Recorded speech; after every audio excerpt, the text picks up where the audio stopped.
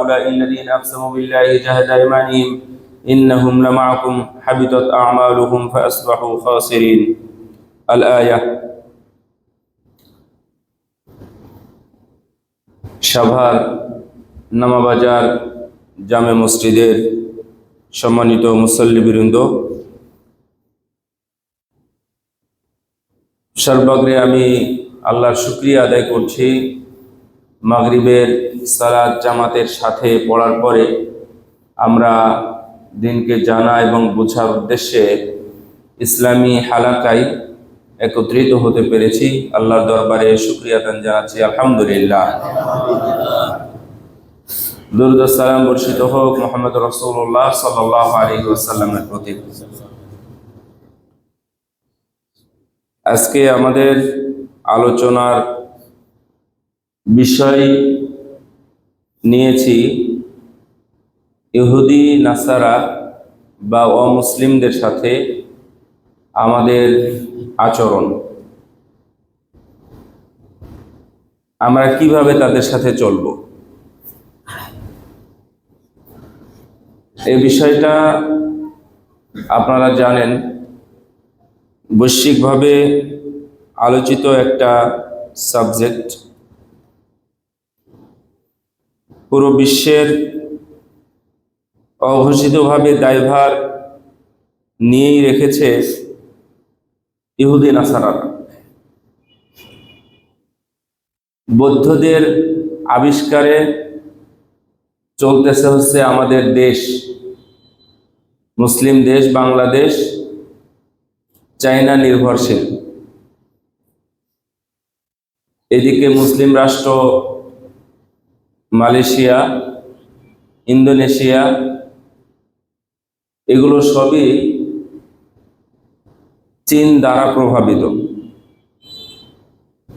নেপাল, ভুটান এগুলো ভারতেরই রাষ্ট্র বললেও এগুলোর যে প্রযুক্তি তা ওরা সবই চীন থেকেই আমদানি করে।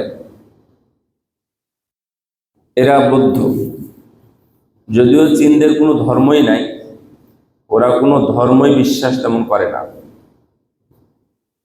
ওরা মৌখিকভাবে একটা ধর্মকে নেয়, কিন্তু ওরা কিছুই করে না।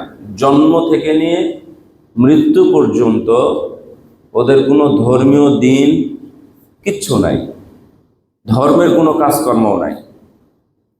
সব মিলিয়ে তাদের সাথে আমাদের ব্যবহার কেমন হওয়া উচিত, আমরা কিভাবে তাদের সাথে চলবো, ফিরবো, উঠা বসা করব, ব্যবসা বাণিজ্য চলাফেরা, তাদের মেয়েদেরকে পেলে আমরা বিবাহ করতে পারবো কিনা, আমাদের মেয়ে তাদের সাথে বিবাহ দিতে পারবো কিনা ইত্যাদি এই আজকের এই আলোচনা ইসলামী হালাকার মধ্যে থাকবে।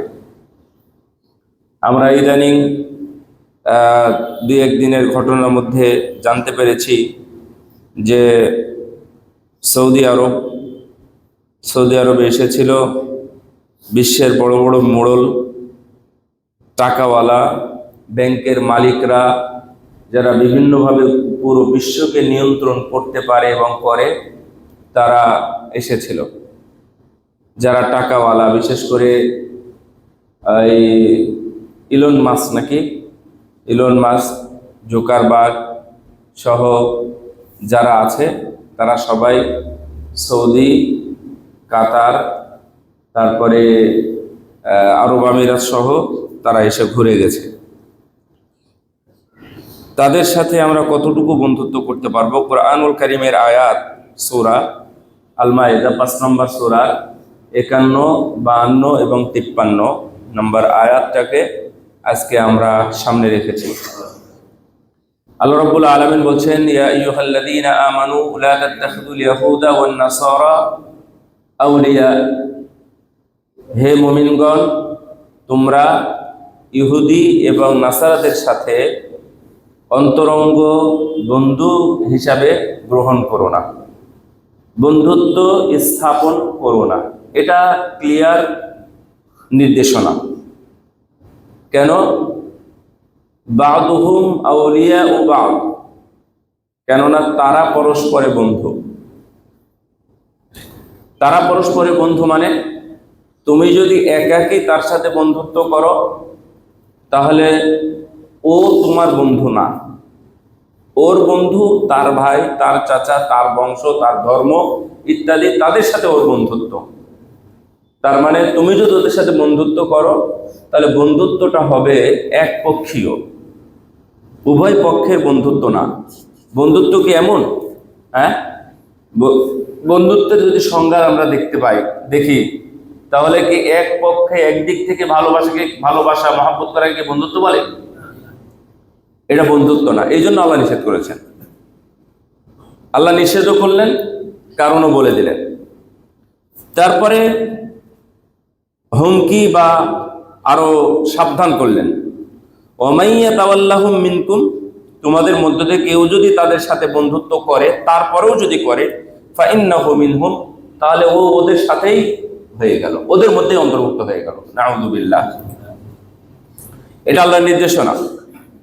ইন্নাল্লাহা লা ইয়াহদিল কওমায যালিমিন, না মানে অমুসলিমরা যে সবাই জালেম তা না, আবার সব জালেমই যে অমুসলিম সেটাও না, তাই না? মুসলমানদের মধ্যে থেকে যদি জালেম থাকে তাহলে অর্থ হবে যে ও জুলুমের মধ্যে, পাপের মধ্যেই থাকবে, আবার ইবাদত বন্দেগীও মাঝে মাঝে করবে, হয়তো এইভাবেই মারা যাবে। ও প্রকৃত হিদায়াত এবং মানে কি বলবো, একেবারে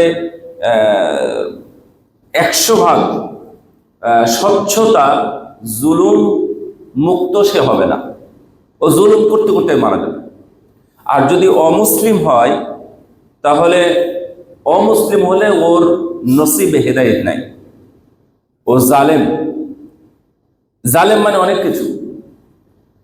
জালেম মানে হচ্ছে মুশরিক, জালেম মানে মুশরিক, জালেম মানে হচ্ছে নিজেদের উপরে যারা জুলুম করে, আত্মার উপরে যারা জুলুম করে।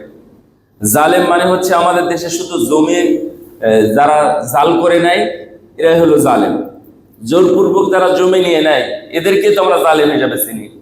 জোরপূর্বক ক্ষমতা নেওয়া আছে, জোরপূর্বক মাপে বেশি ওজন নেওয়া আছে, জোরপূর্বক কম দেওয়া আছে, এগুলো সব জুলুম।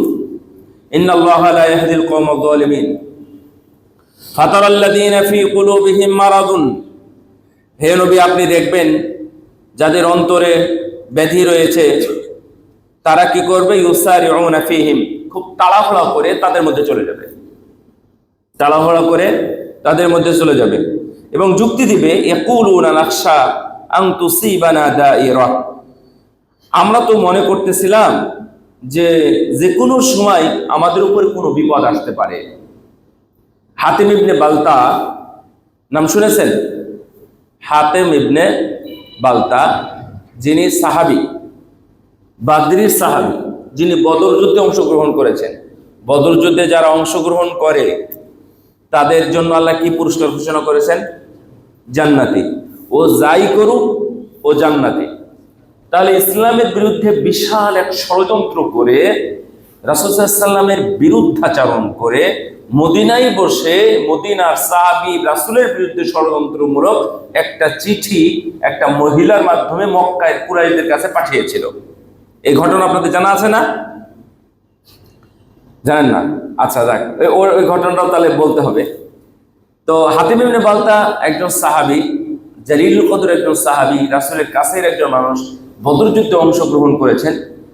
তিনি এই ধরনের একটা চিঠি লিখলেন, মুসলমানেরা এই এই ষড়যন্ত্র করতেছে, এই এই পরিকল্পনা করতেছে, এই এই কাজগুলো করতেছে, এই ধরনের বড় একটা ছক একে লিখে একটা গোপন চিঠি তিনি পাঠিয়ে দিয়েছিলেন। কাদের কাছে? এই আবুল আহাব, উতবা, সাইবা যারা আছে তাদের কাছে। উতবা সাইবা তো ছিল না, আবুল আহাব ছিল, বা আবু সুফিয়ানের কাছে, কুরাইশ নেতাদের কাছে পাঠিয়ে দিলেন। তো রাসূল সাল্লাল্লাহু আলাইহি ওয়াসাল্লাম তো জানতে পারলেন যে চিঠি চলে যাচ্ছে রাস্তায়।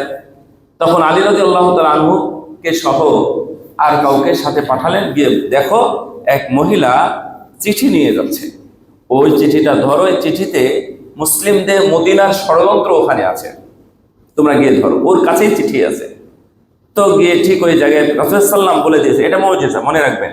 রাসূল সাল্লাল্লাহু আলাইহি ওয়াসাল্লাম বলে দিলেন ওই মেয়েকে তোমরা ওইখানে গিয়ে পাবে, এটা কিন্তু দীর্ঘ পথ, মিনিমাম 1 মাসের পথ। 1 মাসের পথ সে মহিলাটা যাচ্ছে। রাসূলুল্লাহ সাল্লাল্লাহু আলাইহি ওয়াসাল্লাম বললেন, তোমরা গিয়ে অমুক জায়গায় অমুক গাছের নিচে তাকে পাবে। সেখানে গিয়ে আলী রাদিয়াল্লাহু তাআলা আনহু সহ সেই মহিলাকে পেয়ে গেলেন। তো পেয়ে গিয়ে বললেন যে, তোমার কাছে চিঠি আছে, চিঠিটা আমাকে দাও। যাওয়ার ধরন দেখেন, বললেন যে তোমার কাছে চিঠি আছে, চিঠিটা আমার কাছে দাও। তো মহিলা বলতেছে, আমার কাছে চিঠি মানে? আমার কাছে তো কোনো চিঠি নেই। তো বললেন যে না, তোমার কাছে চিঠি আছে, তুমি ঘনিতা বাদ দিয়ে বা কথাবার্তা না বাড়িয়ে চিঠিটা আমাদেরকে দিয়ে দাও। তো সেই মহিলাটা সরাসরি অস্বীকার করলো যে আমার কাছে কোনো চিঠি নেই, তোমরা চাইলে বের করে নিতে পারো। তখন বলল যে তুমি যদি চিঠি না দাও, আমরা অবশ্যই তোমাকে কাপড় চোপড় খুলে উলঙ্গ করবো, বিবস্ত্র করবো, করে তারপর আমরা চিঠি বার করবো। তো তোমরা কেমনি নিশ্চিত হলে আমার কাছে চিঠি আছে? আমার কাছে চিঠি নাই। তখন বলছে যে তোমার কাছে যে চিঠি আছে আমরা নিশ্চিত হয়েছি, কারণ আমার নবী বলেছেন অবশ্যই তোমার কাছে চিঠি আছে। আর চিঠি যদি তোমার কাছে না থাকে, নবী কখনোই বলবেন না। সুতরাং তুমি অবদস্থ হওয়ার আগেই তুমি চিঠিটা বের করে দাও। মহিলা যখন বুঝতে পারলো যে না, নিশ্চিত ওরা জানে, ওরা নবীর কথা শুনে এসেছে আমার কাছে, তার মানে ওরা জানে যে আমার কাছে চিঠি আছে। সে বলেছিল এক সময়, কিন্তু সে আমাকে চেক করো, চেক করে দেখো। তো বলছে যে না, আমরা চেক করবো না, তুমি চিঠি বের করে দাও। তো মহিলা যখন বুঝতে পারলো যে না, এ জানে আমার কাছে চিঠি আছে, তখন এইখানে খরাজাত মিন ইকাসিহা, হাদিসে আসছে যে পিছনের চুলের ঝুঁটির মধ্য থেকে এই জিনিস বের করে দিল। সুবহানাল্লাহ। তো চিঠি নিয়ে চলে আসলেন রাসূলুল্লাহ সাল্লামের কাছে, হাতিব ইবনে বালতাকে নিয়ে বসলেন। উমর রাদিয়াল্লাহু তাআলা আনহু বললেন যে ইয়া রাসূলুল্লাহ, আপনি কি কথা বলেন হাতিব ইবনে বালতার সাথে? আপনি বলেন ওর গাড্ডা উড়াই দেব। কারণ ইসলামের ভাষায়, দেশীয় ভাষায় এবং প্রত্যেকটা সংঘবদ্ধ সংগঠন, অর্গানাইজেশনের নিয়ম অনুযায়ী কেউ যদি এই ধরনের ষড়যন্ত্রে লিপ্ত হয়, তার কি হবে? মৃত্যুদণ্ড হবে, অবশ্যই মৃত্যুদণ্ড হবে, হতেই হবে, না হলে এটা একটা ঝামেলা, নাহলে শৃঙ্খলা থাকবে না। তো তারও মৃত্যুদণ্ড হবে। তো রাসূল সাল্লাল্লাহু আলাইহি ওয়াসাল্লাম বললেন যে না উমর, তুমি তাকে মারতে পারবা না, তুমি তাকে মারতে পারবা না। তার কারণ হলো সে বদরি সাহাবী। সুবহানাল্লাহ। কি বুঝলেন? বদরি সাহাবী মানে বদরে অংশগ্রহণ করেছে। ইমানু মা শিইতুম কদ গফারতু লাকুম, তোমরা যা ইচ্ছা তাই করো, আমি তোমাদের ক্ষমা করে দিলাম। সুবহানাল্লাহ। বদরে যারা অংশগ্রহণ করেছে তাদেরকে তুমি মারতে পারবা না ওমর। তখন হাতিব ইবনে বালতাকে জিজ্ঞাসা করলেন যে আচ্ছা হাতিব, তুমি বলো, তুমি কেন সাহাবী হয়ে রাসূলের সাথে অবস্থান করে তুমি কেন এই চিঠিটা লিখলে? তার জবাবটা সুন্দর ছিল, মেরে ফেললে জবাবটা আমরা শুনতে পেতাম না। তখন উনি বললেন, ইয়া রাসূলুল্লাহ, আপনি তাড়াহুড়া করবেন না, আপনি আপনার সাহাবীকে থামতে বলেন, আমি বিস্তারিত ঘটনা বলতেছি। আচ্ছা ঠিক আছে, তুমি বলো। তখনই ওমর বলছিলেন যে ইয়া রাসূলুল্লাহ, আপনি ওর কথা না শুনে ওর বিচার করেন। তখন আল্লাহ নবী বললেন, না তুমি তাড়াহুড়া করো না, ও বদরি সাহাবী, ওকে মারা যাবে না। তখন উনি একে একে বললেন যে ইয়া রাসূলুল্লাহ, আমি কিছুটা স্বস্তি চেয়েছিলাম যে আমার পরিবারের সদস্য সবাই মক্কায় উপস্থিত, সবাই মক্কায় আছে, যে কোনো সময় তাদের উপরে কোনো মুসিবত আসতে পারে, যে কোনো সময় তাদের উপর কোনো ক্ষতি হতে পারে। এই ক্ষতি থেকে বাঁচার জন্য আমি এই পন্থা অবলম্বন করেছি, ইয়া রাসূলুল্লাহ আমাকে ক্ষমা করবেন। রাসূলুল্লাহ সাল্লাম তাকে ক্ষমা করে দিলেন। তার মানে দেখেন, আয়াতও কিছু সাক্ষী দেয়, আন তুসিবানা দাইরা, কোনো বিপদ আসতে পারে, এই জন্যই আমরা তাড়াহুড়া করে তাদের সাথে মিলে গেছি। ফাআসাল্লাহু আন ইয়াতিয়া বিল ফাতহি আও আমরিন মিন ইনদিহি ফায়ুসবিহু আলা মা আসরু ফি আনফুসিহিম নাদিমিন। তখন আল্লাহ রাব্বুল আলামিন তখন বলছেন যে অবশ্যই আল্লাহ রাব্বুল আলামিন কোনো বিজয় নিয়ে আসবেন, অথবা তাদের পক্ষ থেকে এমন কিছু নিয়ে আসবেন যা জয়ী হবে। মা আসাররু ফি আনফুসিহিম নাদিমিন, তখন তারা ভিতরে যেটা আছে এটা লুকিয়ে ফেলবে এবং তারা একদিন অপমানিত হবে, লাঞ্ছিত হবে।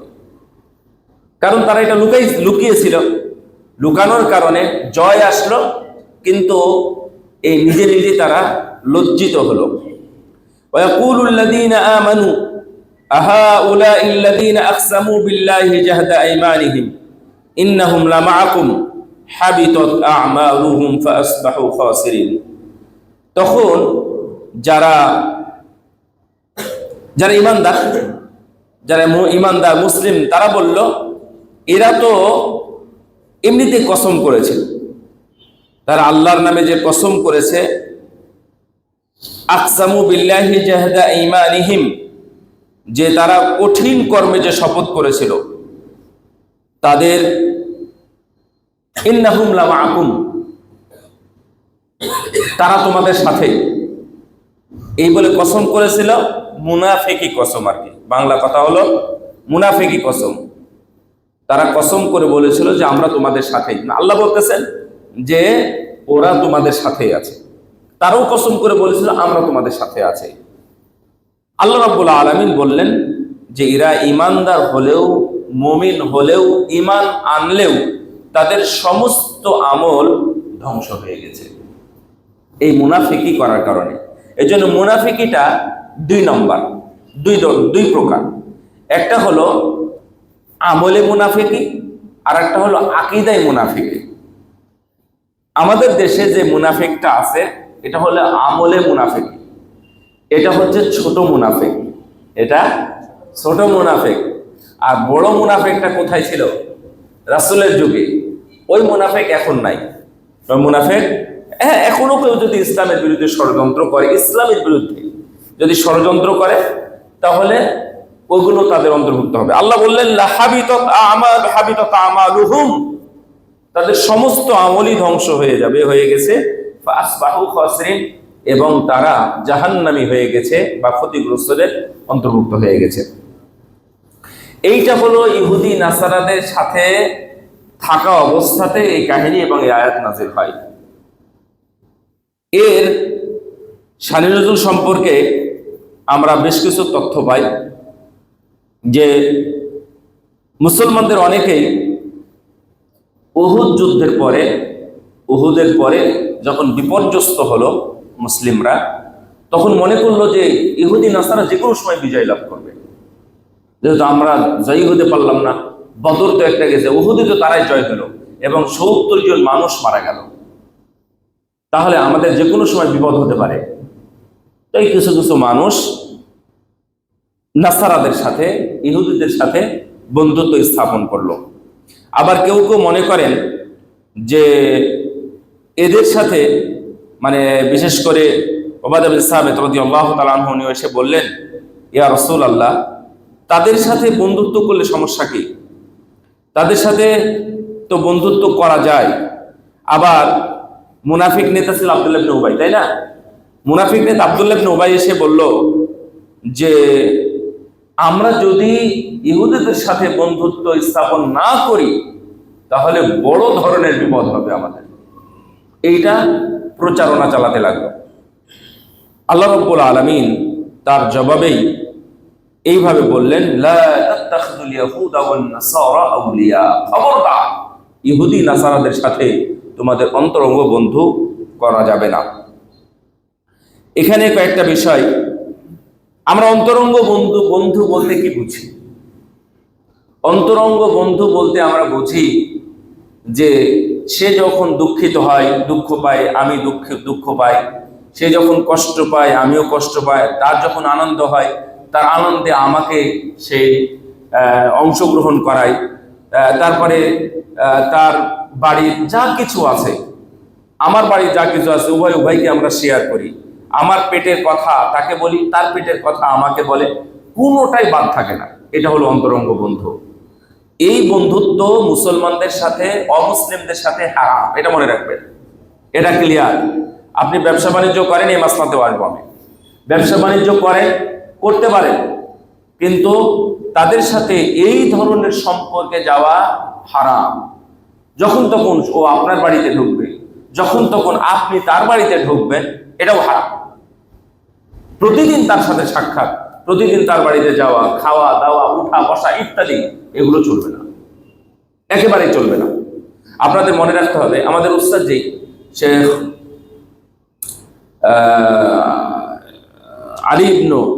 হাদি ইবনু আলী আল মাদখালি, আমরা ওনার কাছে আবু দাউদ পড়ছিলাম। তো উনি মদিনা বিশ্ববিদ্যালয়ের একজন টিচার, যিনি প্রশ্ন উত্তর দেন। তাকে প্রশ্ন করেছিলেন আমাদের এই ছাত্র ভাই, আফ্রিকার এক ছাত্র প্রশ্ন করলো যে ওস্তাদ, আমরা যাদের সাথে বসবাস করি তারা সুফি এবং বেদাতি এবং তাবলিগি, তাহলে তাদের সাথে আমাদের মুআমালা, চলাফেরাটা কেমন হবে? তখন উস্তাদ জি জবাব দিলেন, সুন্দর প্রশ্ন, মা আমালান নবী সাল্লাল্লাহু আলাইহি ওয়াসাল্লাম মা'আন নাস। রাসূল সাল্লাল্লাহু আলাইহি ওয়াসাল্লাম ওই সময়ে উনি যাদের সাথে বসবাস করতেন তাদের সাথে যে ব্যবহারটা করতেন, আমাদেরকে সেই ব্যবহারটাই করতে হবে। কথা কি ক্লিয়ার? বুঝতে পারলেন? রাসূল সাল্লাল্লাহু আলাইহি ওয়াসাল্লাম কাদের সাথে থাকতেন? ইহুদি নাসারাদের সাথে, অমুসলিমদের সাথে থাকতেন।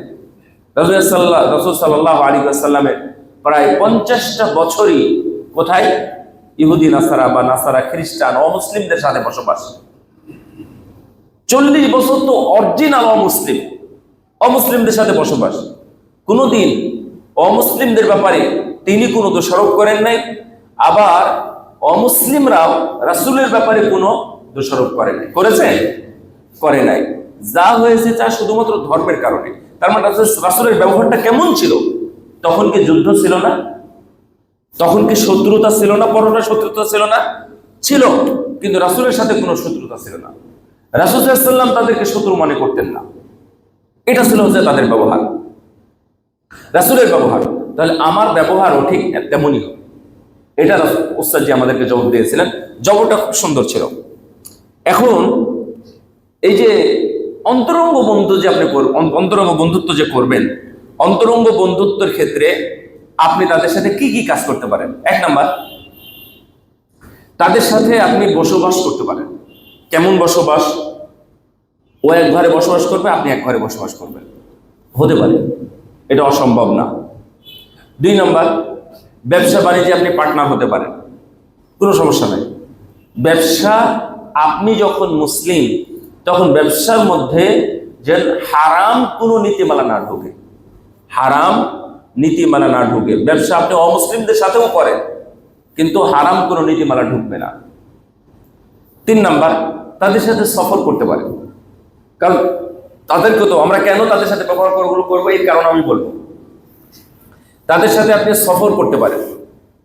সফর, যে কোনো সফরে, কোথাও গেলেন, যে সৌদি গেলেন, ইন্দোনেশিয়া গেলেন, মালয়েশিয়া গেলেন, সিঙ্গাপুর গেলেন, চাইনা গেলেন ইত্যাদি, তাদের সাথে সফর করতে পারবেন। তারপরে 4 নাম্বার, তাদের সাথে কোনো দাওয়াতে অংশগ্রহণ করতে পারবেন। কোনো দাওয়া মানে আনুষ্ঠানিক কোনো দাওয়াতে অংশগ্রহণ করতে পারবেন। ধর্মীয়, বিধর্মীদের ধর্মীয় কোনো দাওয়াতে অংশগ্রহণ করা যাবে না, এই কথাটা নোট করে রাখবেন। বিধর্মীদের ধর্মীয় কোনো দাওয়াতে অংশগ্রহণ করা যাবে না, হোক সেটা ইহুদি, সেটা নাসারা অথবা বৌদ্ধ, যাই হোক না কেন। অমুসলিমদের ধর্মীয় কোনো অনুষ্ঠানে অংশগ্রহণ করা যাবে না। এবং আপনি অংশগ্রহণ না করেও যদি অমুসলিমদের ধর্মীয় অনুষ্ঠানের কোনো খাবার, কোনো উপঢৌকন, কোনো পোশাক, কোনো ইত্যাদি যদি আপনাকে দেয়, তাহলে আপনারা সেটাও নিতে পারবেন না। বিশেষ করে খাবার নিতে পারবেন না আপনি। যদি নেন, কয়েকদিন আগে শেখ মতিউর রহমান মাদানী এই বিষয়টা আরো খোলাসা করছেন, যদি আপনাকে দেয় তাহলে আপনি কি করবেন? যদি দেয় তাহলে মুখের উপর তাদেরকে তো আপনি না করতে পারবেন না, অথবা সম্পর্কর অবনতির ভয়ে আপনি তাদেরকে ফেরত দিবেন না। ফেরত না দিয়ে জিনিসটা রেখে দিবেন। রেখে দিয়ে রাখার পরে এই জিনিসটা যেহেতু হালাল, ধরে নেন ভাত দিয়ে গেছে, নাহলে গোস্ত দিয়ে গেছে জবাই করা, মানে ভালোভাবে জবাই করা গোস্ত দিয়ে গেছে, তাহলে এই জিনিসটা বা কেক অথবা কলা বা ইত্যাদি দিয়ে গেছে, এই জিনিসটা তো হারাম না, একটা কলা তো হারাম না।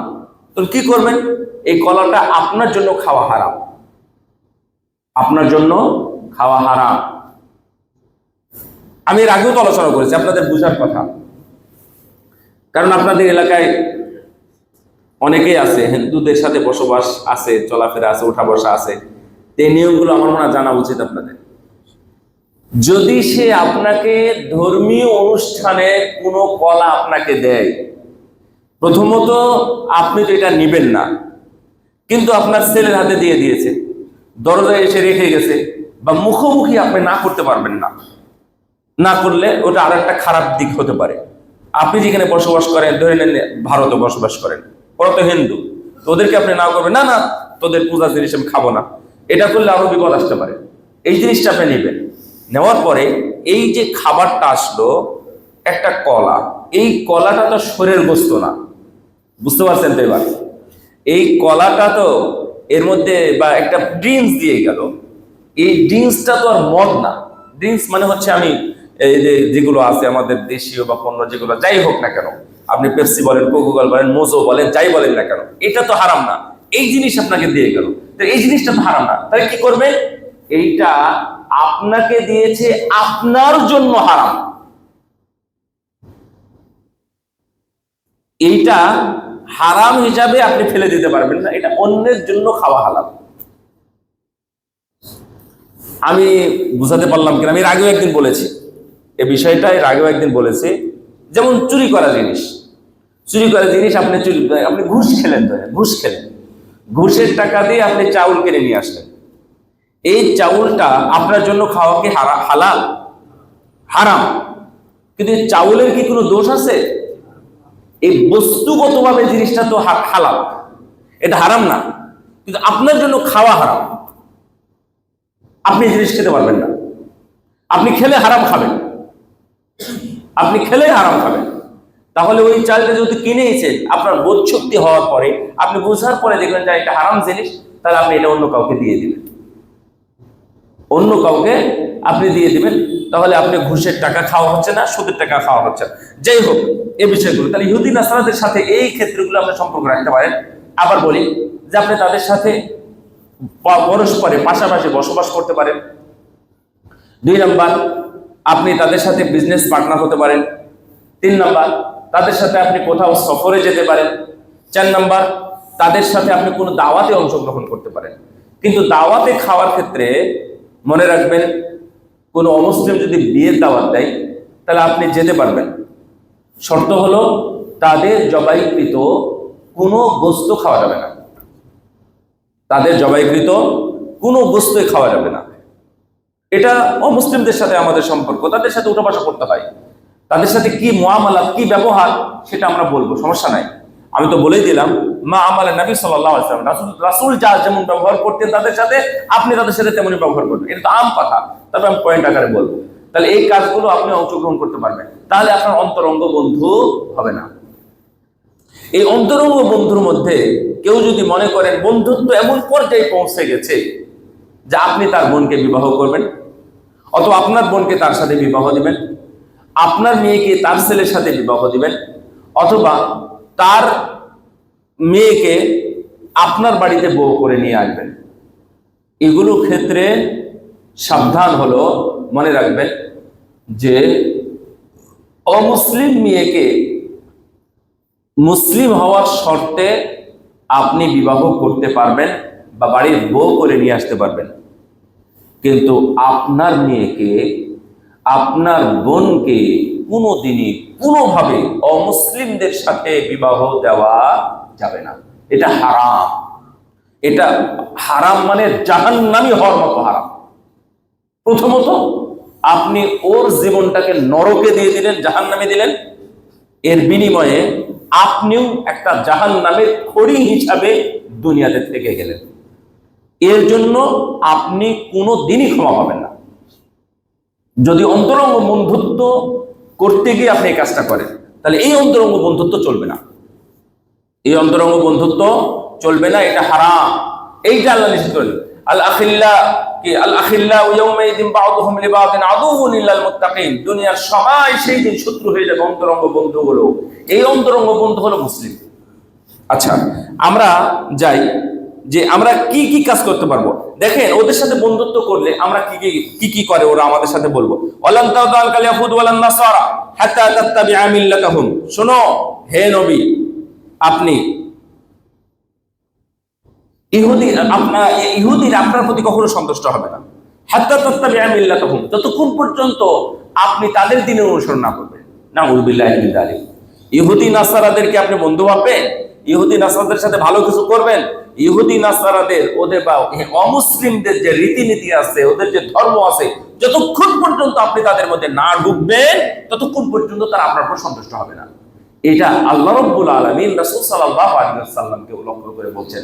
তার মানে আপনি কখনোই তাদেরকে সন্তুষ্ট করতে পারবেন না যতক্ষণ ওদের মধ্যে না ঢুকবেন। আল্লাহ বলছেন, কুল ইন্নাল ইয়াহুদ ইন্না হুদাল্লাহি ওয়াল হুদা। দিন হলো মূলত আল্লাহর দিন, তার মানে হেদায়েত, ইসলাম। ওয়ালাইন ইত্তাবা'তা আহওয়াহুম বা'দাল্লাযী জাআকা মিনাল ইলম মা লাকা মিনাল্লাহি মিন ওয়ালিয়্যিন ওয়ালা নাসীর। এরপরেও যদি এই কোরআন সুন্নাহ আসার পরে, ইসলাম আসার পরে আপনি যদি তাদের অনুসরণ করে থাকেন, তাদের প্রবৃত্তি অনুসরণ করে থাকেন, তাহলে আপনি একাকী হয়ে যাবেন। আপনার জন্য আল্লাহর পক্ষ থেকে কোনো ধরনের সাহায্য আসবে না। নাউযুবিল্লাহি মিন যালিক। তাহলে আপনি যে চাইলেন যে আমি ইহুদি নাসারাদের সাথে মিলে যাব, মিলে কাজ করব, একত্রিত হয়ে কাজ করব, এটা কখনোই সম্ভব নয়। আমরা 1945 সালে দেখেছি, জেনেছি, ইতিহাসের মাধ্যমে জেনেছি যে তারা কিন্তু ঠিকই পরস্পরে বন্ধু। আমেরিকা এই পারমাণবিক বোমা মেরেছিল কোথায়? জাপানে, তাই না? হিরোশিমা আর নাগাসাকি না কি যেন জায়গার নাম? হ্যাঁ, এই দুই জায়গায় মারছিল। এই দুই জায়গায় মারার পরেও দেখেন, যখন আফগানিস্তানের যুদ্ধ হয়েছিল তখন কিন্তু জাপান কিছুই বলে নাই।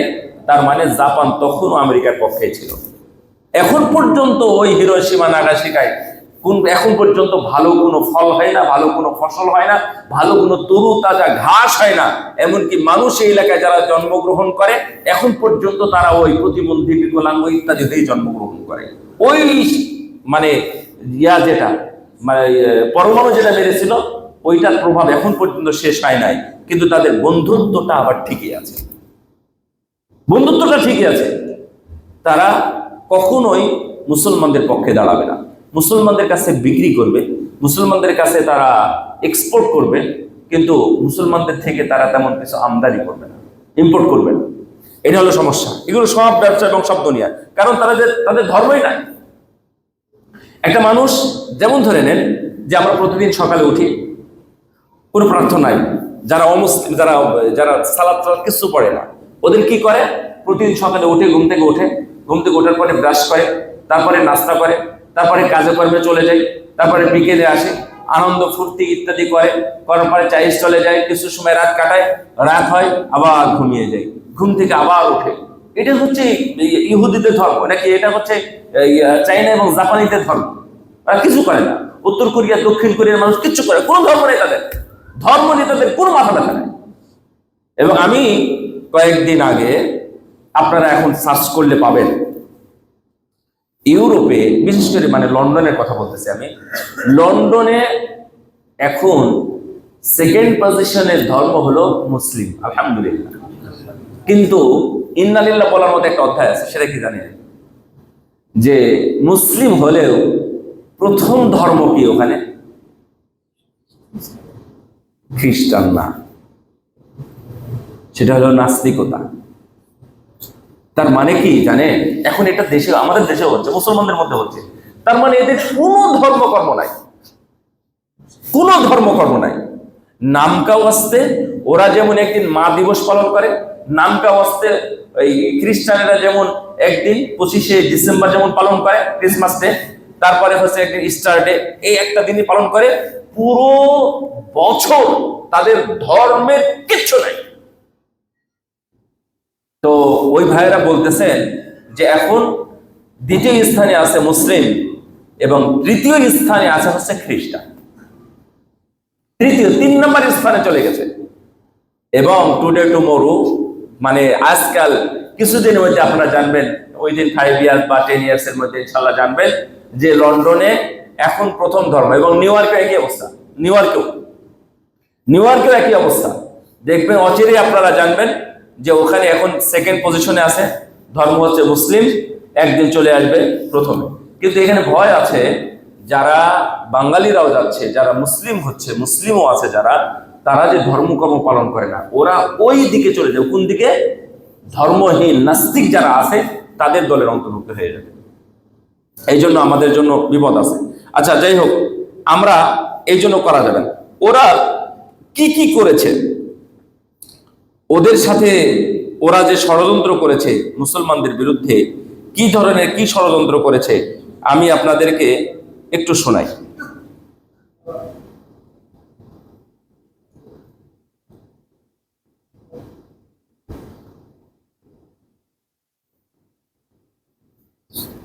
এক নম্বর হলো, ইহুদি নাসারাদের যে ষড়যন্ত্র আগে ছিল, তারা যে কখনোই আমাদের বন্ধু হবে না, হতে পারে না, দুনিয়াতে কিছু সময়ের জন্য আমাদের বন্ধু হয় এবং তাদের স্বার্থে। তার এক নম্বর হলো, তারা আমাদের রাসূল মুহাম্মদ সাল্লাল্লাহু আলাইহি ওয়াসাল্লামকে হত্যা করতে চেয়েছিল এবং এর পিছনে তারা 3 বার ষড়যন্ত্র করেছিল। রাসূল সাল্লামকে হত্যা 3 বার ষড়যন্ত্র করেছিল। ছোটখাটো ষড়যন্ত্র তো ছিলই, কিন্তু আমভাবে, রাষ্ট্রীয়ভাবে, গোষ্ঠীগতভাবে রাসূল সাল্লাল্লাহু আলাইহি ওয়াসাল্লামকে হত্যা করতে চেয়েছিল। তার মধ্যে একবার হলো হিজরতের সময় রাসূল সাল্লাল্লাহু আলাইহি ওয়াসাল্লামকে প্রস্তুতি নিয়ে তারা সবাই মিলে ষড়যন্ত্র করে, সেই যে মজলিস হয়েছিল, একটা যে আলোচনা সভা হয়েছিল, এই আলোচনা সভার সভাপতি কে ছিল? কে জানেন? জানেন? সবাই বসলো, বসার পরে এক একে মত দিল কি করা যায়, মুহাম্মদকে কি করা যায়। সেখানে আবু জাহাল, আবু লাহাব, উতবা, সাইবা সহ বড় বড় কাফেরের নেতা ওখানে ছিল। তো এখানে প্রশ্ন করলো যে কি করা যায়। তো বিভিন্ন জন বিভিন্নটা বললো, যে না, ওকে বন্দি করো, ওকে মারো, ওকে জেলখানায় ভরে দাও, ওকে তাড়িয়ে দাও, ওকে এই করো সেই করো, মেলা ধরনের কিছু কথা বলেছিল। তো হঠাৎ করে হেজাজের দিক থেকে, ঠিক আছে, মক্কা থেকে, সেটা হবে উত্তরে, উত্তর দিক থেকে একজন মানুষ বড় পাগড়ি পরে এবং বড় বড় দাড়িওয়ালা একজন মানুষ এসেছিল। মানুষ এসে ওই বৈঠকে সভাপতিত্ব করেছিল, ঠিক আছে। এই নাদুয়া ছিল, এটা এই নাদুয়ার বৈঠকে সভাপতি করেছিল। এই লোকটাকে ইবলিস, শয়তান। শয়তান এসে বলতেছে না, এগুলো হবে না, এগুলো হবে না, এগুলো হবে না। কেউ একজন বলছে তাহলে মারো, ওরা কিন্তু মারতে চাই না। তেমনি একজন বলছে যে তাহলে কি করবা, তাহলে মেরে ফেলো। তখন বলছে যে এই তো তাহলে ঠিক আছে, তোমার কথা ঠিক, তাহলে ওকে মেরে ফেলতে হবে। এইটা সিদ্ধান্ত হয়েছিল একবারে। ওদের রাষ্ট্র যখন পরিচালনা হতে যেভাবে, এই রাষ্ট্রীয়ভাবে সিদ্ধান্ত হয় যে এখন মুহাম্মদকে হত্যা করতে হবে। এই হত্যা করা তারা ষড়যন্ত্র করেছিল। তারপরে মদিনায় যাওয়ার পরে রাসূল সাল্লাল্লাহু আলাইহি ওয়াসাল্লামকে 2 বার তারা হত্যার ষড়যন্ত্র করেছে। সবচেয়ে খারাপ দিকটা কি জানেন? এই নাসারারা তাদের নবীকে হত্যা করেছে এবং এখন পর্যন্ত তারা সেটা কিভাবে বলে, বুক ফুলিয়ে, বুক উঁচু করে, মুখ খুলে তারা বলে ঈসা আলাইহিস সালামকে আমরা মেরেছি, খ্রিস্টানরাই মেরেছে। যদিও ইসলাম বলে বা আমরা বিশ্বাস করি যে ঈসা আলাইহিস সালাম জীবিত আছেন, আল্লাহ রাব্বুল আলামিন তাকে উঠিয়ে নিয়েছেন, তিনি চতুর্থ আসমানে আছেন, কিয়ামতের আগে তিনি আবার নাজিল হবেন এবং দাজ্জালকে তিনি নিজ হাতে হত্যা করবেন ইনশাআল্লাহ। এবং সেই যুগটা যদিও কাছাকাছি চলে আসছে, কিন্তু তারা কি বলে?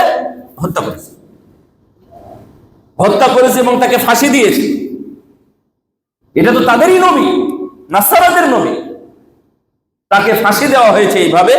এইভাবে দিয়ে তারা যোগ চিহ্ন দিয়ে তারা এখন পর্যন্ত তারা ধর্মীয় লবণ হিসাবে তারা এটা ব্যবহার করে। তার মানে এরা কখনোই ভালো নাই। তারপরে রাসূল সাল্লাল্লাহু আলাইহি ওয়াসাল্লামকে আরেকবার বিষ প্রয়োগ করে মারতে চেয়েছিল, এটা তো আপনারা জানেন। তারপরে এরা কি করেছিল? 2 বার চুক্তি হয়েছে, 2 বারের চুক্তি তারা ভঙ্গ করেছে। 2 বার চুক্তি 2 বারই ভঙ্গ করেছে। একবার হলো হুদাইবিয়ার সন্ধির সময় এই চুক্তি হয়েছিল, আর একটা হয়েছিল মদিনা সনদ। একটা হলো হুদাইবিয়া সন্ধি, আর একটা হলো মদিনাতে সন্ধি হয়েছিল যে কোনো যুদ্ধ বিগ্রহ হবে না। মদিনাতে এই ইহুদিদের সাথে চুক্তি হয়েছিল, কিন্তু এই চুক্তিও ভঙ্গ করার পিছনে কিছু কারণ আছে। রাসূল সাল্লাল্লাহু আলাইহি সাল্লামের সাহাবী ৭০ জন সাহাবীকে এক অঞ্চলে পাঠিয়েছিলেন বীর মুআনার দিকে। বীর মুআনায় এই ৭০ জন সাহাবীর তারা ৬৯ জনকে হত্যা করেছিল। ৬৯ জনকে হত্যা করেছিল। একজন এখান থেকে বেঁচে ফেরার সময় বনু বনু কুরাইজা এবং বনু নাজির গোত্রের সাথে চুক্তি হয়েছিল যে বনু নাজির এবং বনু গোত্রের একজন লোক না দুইজন লোক রাস্তায় হয়ে সাক্ষাৎ হয়, এবং দুইজন ছিল কাফের, মানে হচ্ছে ইহুদি। তখন ও মনে করেছে এরা আমাকে হত্যা করবে, তখন ও একাই তাদের দুইজনকে হত্যা করে। কিন্তু এই চুক্তির বিষয়টা ওই সাহাবী জানতেন না জেনে এই দুইজন মানুষকে হত্যা করলে বিষয়টা খুব কঠিন হয়ে যায়, এবং তারা বলল যে এর জন্য মুক্তিপণ দিতে হবে। রাসূল সাল্লাল্লাহু আলাইহি ওয়াসাল্লাম তাদেরকে মুক্তিপণ দিতেও চেয়েছিলেন, কারণ যেহেতু সন্ধি আছে, সন্ধির কারণে মুক্তিপণ দিতেও চেয়েছিলেন। মুক্তিপণ দিতে চাইল, রাসূল সাল্লাল্লাহু আলাইহি ওয়াসাল্লাম তাদের কাছে গেলেন। যাওয়ার পরে তারা সসম্মানে রাসূল সাল্লামকে বসতে দিলেন, তারা আলোচনা করলো। কিন্তু তারা আবার যখন একত্রিত হয়েছে, তখন তাদের মাথায় বুদ্ধি চাপে যে না, এখন যেহেতু আমরা পেয়েছি, রাসূল সাল্লাম অস্ত্র ছাড়া মাত্র ২-১ সাহাবীকে নিয়ে তিনি সেখানে গিয়েছিলেন। গেলে তারা যেহেতু কুবুদ্ধি আবার মাথায় আসলো, তারা ভালো ছিল, মানে ভালো অবস্থায় ছিল, কুবুদ্ধি মাথায় আসলো রাসূলকে হত্যা করতে হবে। তখন কি করলো? রাসূল সাল্লামকে একা একা ওখানে বসায় রেখে তারা ষড়যন্ত্র করে একজন বলল যে আমি তাকে মারব। সে এসে পিছন দিক থেকে যেখানে বসেছিল বড় একটি পাথর ছিল, সেই পাথরটা ফেলে দিলে অন্তত ৫-১০ জন মানুষ এমনিতে মারা যাবে। এই ধরনের একটা বড় পাথর এখান থেকে ফেলা দিতে যখন উদ্যত হলো, ঠিক তখনই ওহীর মাধ্যমে জানতে পারলেন রাসূল সাল্লামকে হত্যার জন্য পাথর ফেলা হচ্ছে। পাহাড়ের একটা অংশ ছিল, পাথর ফেলানো হচ্ছে। তখন এখান থেকে দ্রুত উঠে গেলেন। উঠে গিয়ে ষড়যন্ত্র করার কারণে তাদের সাথে চুক্তি ভঙ্গ হয়ে গেল। রাসূল সাল্লাম তাদেরকে টাইম দিলেন ১৫ দিন সময়। প্রথমে ৭ দিন দিলেন, পরে ১৫ দিন দিলেন। ১৫ দিন দিলেন যে ১৫ দিনের মধ্যে যদি তোমরা আত্মসমর্পণ না করো, এখান থেকে বেরিয়ে না যাও, তাহলে তোমাদেরকে হত্যা করা হবে। শেষ পর্যন্ত তারা ১৫ দিন নয়, ২০ দিনের মাথায় তারা সেখান থেকে বেরিয়ে চলে যায়। যাই হোক, বিভিন্ন ঘটনা সম্পৃক্ততা ছিল। তার মানে কখনোই রাসূল সাল্লাল্লাহু আলাইহি সাল্লামের সাথে, ইসলামের সাথে তারা ভালো ব্যবহারটা করে নাই। যদি ভালো ব্যবহার করত, তাহলে রাসূল সাল্লামের শক্তি ছিল, তাদেরকে মারতে পারতেন, কিন্তু কখনোই মারেন নাই। মুসলিমদের নীতি হলো কি জানেন? এই যে ভারত পাকিস্তান যুদ্ধ হচ্ছে না বা হইল না, সবসময় মনে রাখবেন মুসলিমদের নীতি হলো ডিফেন্সিভ নীতি। তারা শুধু প্রতিরোধ করবে, আক্রমণ করবে না। যদি তারা আক্রমণ করে, আমরা পাল্টা আক্রমণ করব। এটা হচ্ছে মুসলমানদের নীতি। আগে ভারত আক্রমণ করেছে, পরে পাকিস্তান শুধু জবাব দিয়েছে। পাল্টা আক্রমণের দিকে তেমন যায় নাই। পাল্টা আক্রমণ করলে ভারতের আরো অনেক ক্ষতি হতো। এমনিতেই লজ্জায় এখনো পর্যন্ত মাথা মতো করে আছে, মাথা তুলে নেয়। যাই হোক, এটা আল্লাহর শুকরিয়া, এটা হয়ে গেছে। এই জন্য যারা চুক্তি ভঙ্গ করেছে বেশ কয়েকবার, তারা নিজেরাই চুক্তি ভঙ্গ করেছে। এই চুক্তি সূরা মায়েদা যদি পড়েন, সূরা মায়েদা ৯ পড়বেন, মনে রাখবেন, সূরা মায়েদা ৯, খুব চমৎকার ৯ আছে, বেশ কয়েকটা ৪-৫টা ৯ আছে।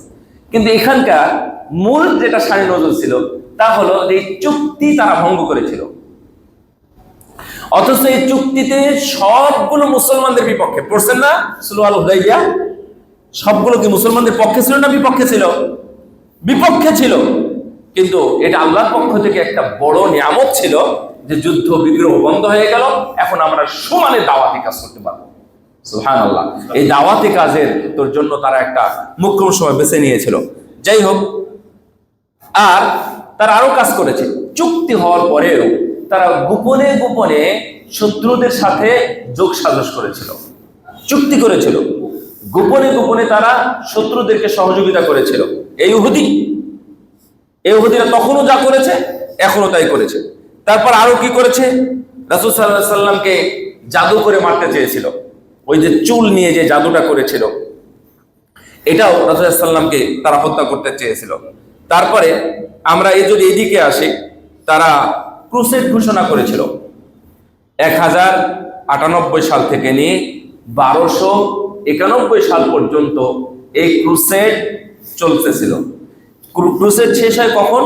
যখন সুলতান সালাহুদ্দিন আইয়ুবী উনি এসে একবারে বীর দর্পে যখন তাদের সাথে সরাসরি যুদ্ধে সমর্পণে ব্যাটল ফিল্ডে নেমে যান, তখন সুলতান সালাহুদ্দিনের মাধ্যমে তখন ক্রুসেডে বা ধর্মীয় যুদ্ধে মুসলমানরা জয়ী হয়েছিল।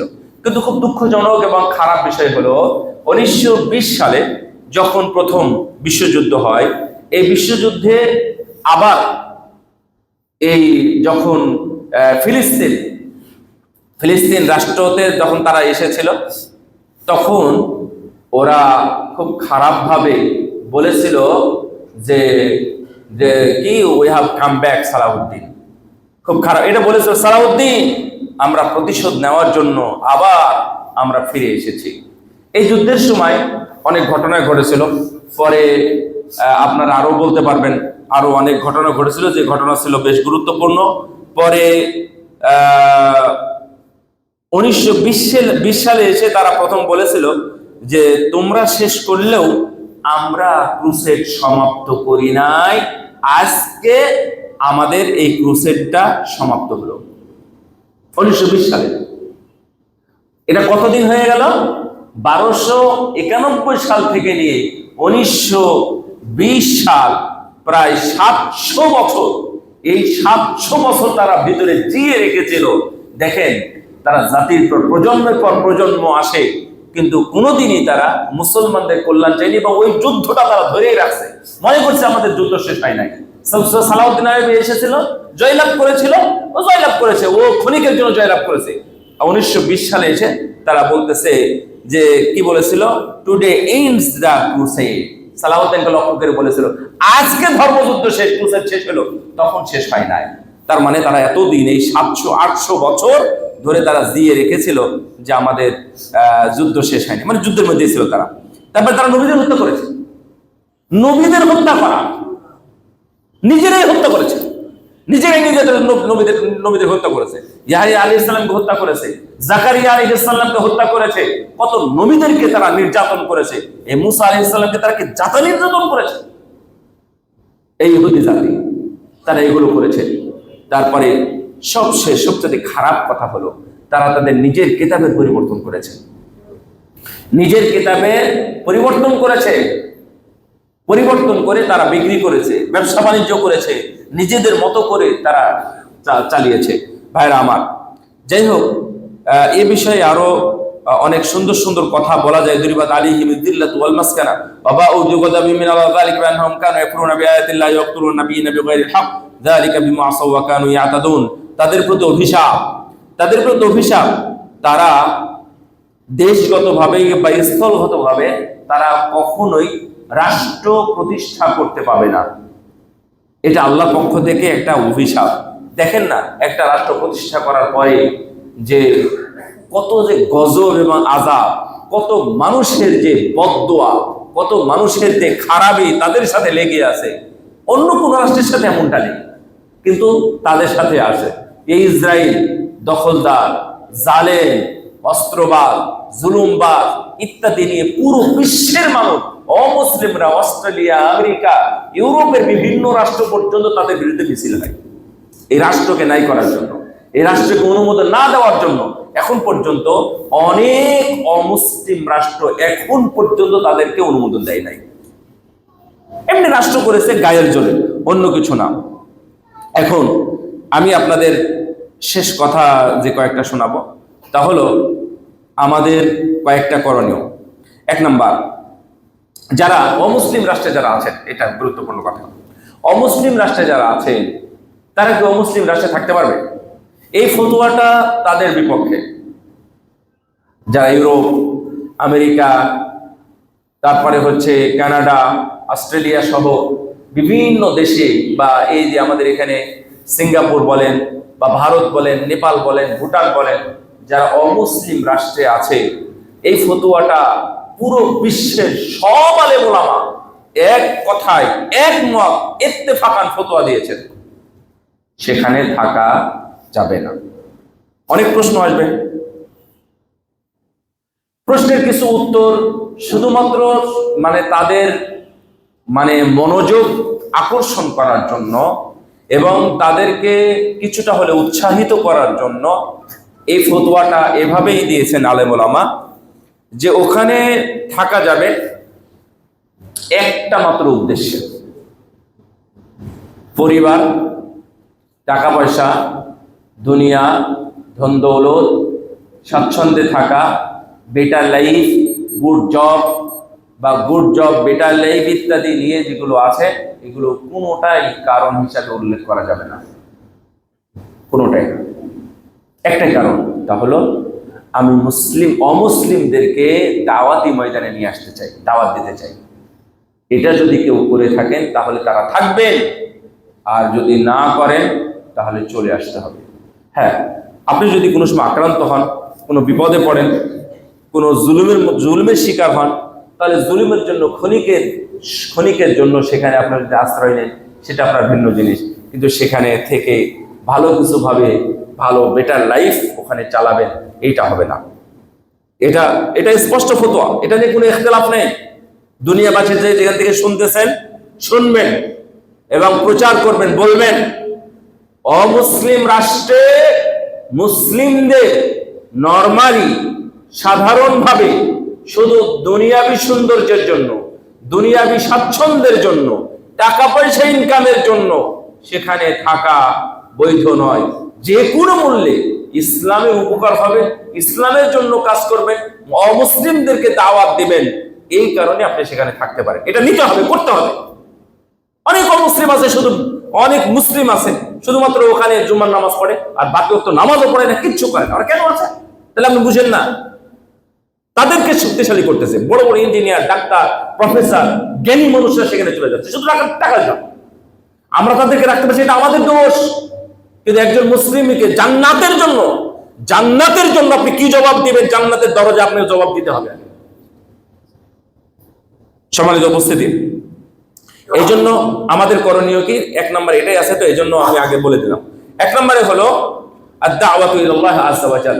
তাদেরকে যে কোনো বলে দাওয়াত দিতে হবে। ছোট ছোট যে দাওয়াত দেন, তাদেরকে ইন্সপায়ার করেন, তাদেরকে এনকারেজ করেন, তাদের সাথে কথা বলেন, তাদের সাথে গল্প করেন, তাদের কাছে দেন, তাদের সময় দেন, তাদেরকে উপহার দেন, গিফট করেন, এই করেন সেই করেন। কি উদ্দেশ্যে? দাওয়াতের উদ্দেশ্যে। ইসলামের দাওয়াত যেন তাদের কানে পৌঁছে যায়, তাদের কাছে পৌঁছে যায়, এই উদ্দেশ্যে আপনি এই কাজগুলো করবেন। এটা অনেক লম্বা কথা।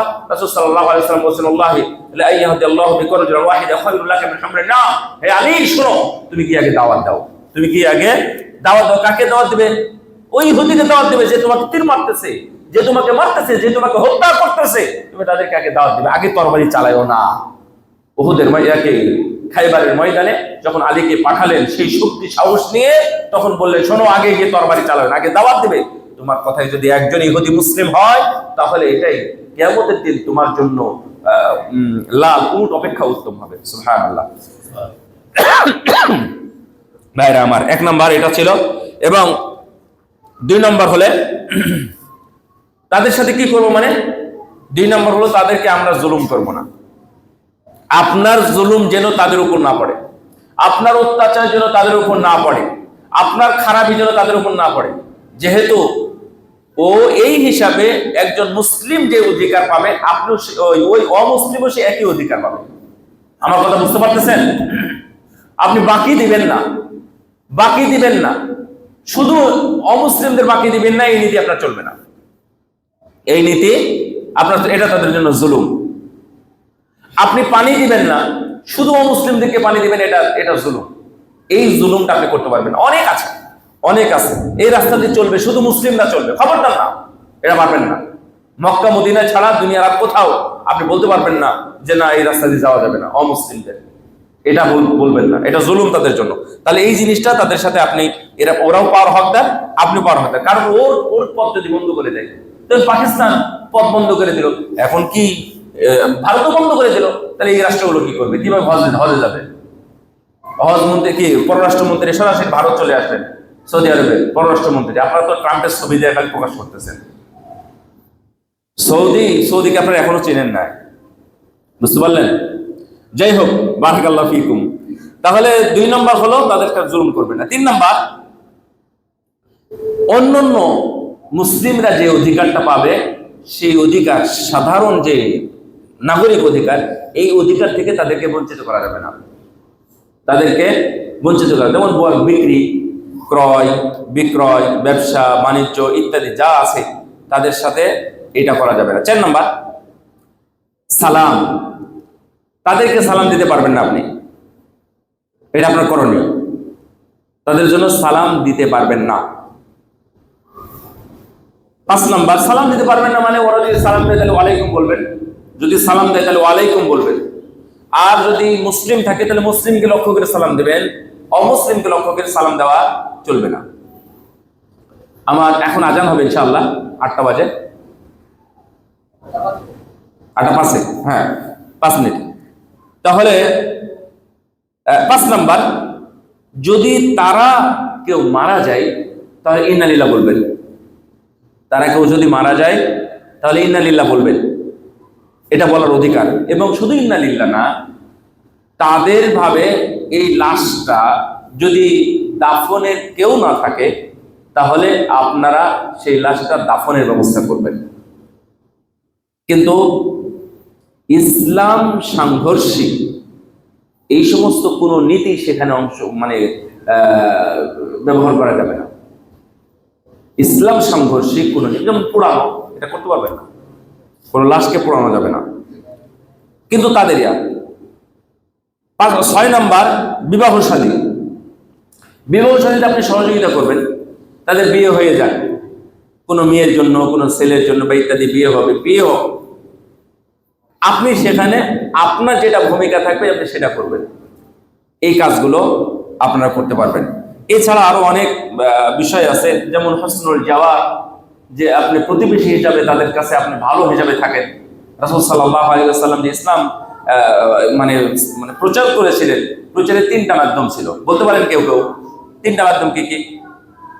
ইসলাম প্রসার বা প্রচারের 3টা মাধ্যম কি কি বলেন? হ্যাঁ, না, ইসলাম প্রচারের বা প্রসারের 3টা মাধ্যম বলেন। দাওয়াত, 1 নম্বর হলো কি?